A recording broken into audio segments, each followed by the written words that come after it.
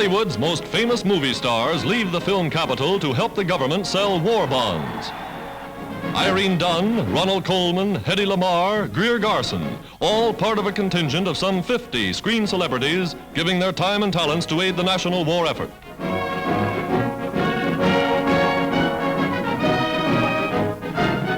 The country has asked the people to invest $1 billion in 1 month to help pay for the war. And here's the start of the drive. Boarding a special train for Washington, they'll tour 300 cities from coast to coast. Go to any city that agrees to subscribe at least $1 million.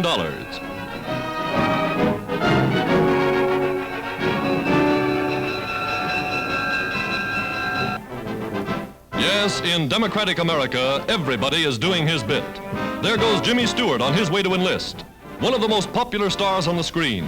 Joining the Air Force as a private, Jimmy has now won promotion. Today, he's Lieutenant Stewart USA. That husky young Negro en route to an Army Induction Center is the heavyweight boxing champion of the world, Joe Louis, the boy who beat Max Schmeling.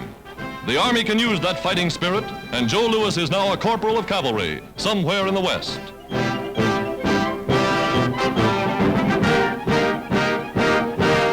From all walks of life, even from the nation's highest tribunal, a Supreme Court Justice, Lieutenant Colonel Frank Murphy, answers his country's call. A veteran of the last war, he saw service overseas. Back in uniform, the judge is again ready for duty at the front. Moviegoers of years ago will remember Jackie Coogan. Charlie Chaplin made him famous as the Kid. Well, Jackie's in the Air Force now, a staff sergeant and qualified glider pilot.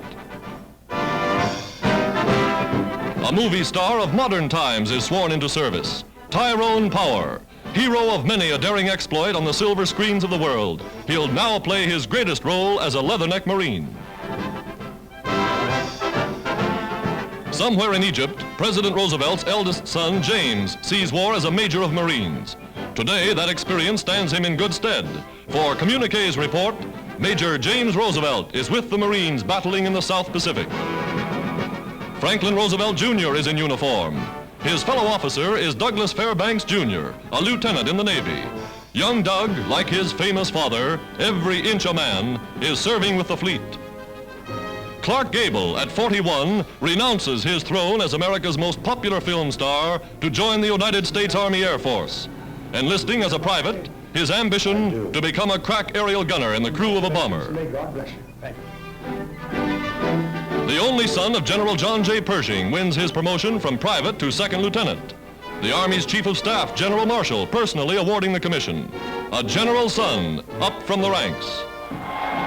Yes, movie stars arriving in Washington to help sell war bonds are all working for the same cause. The parade down Pennsylvania Avenue is a pageant of patriotism. Bing Crosby in a scout car. Jimmy Cagney. Abbott and Costello, popular comedians of stage, screen, and radio.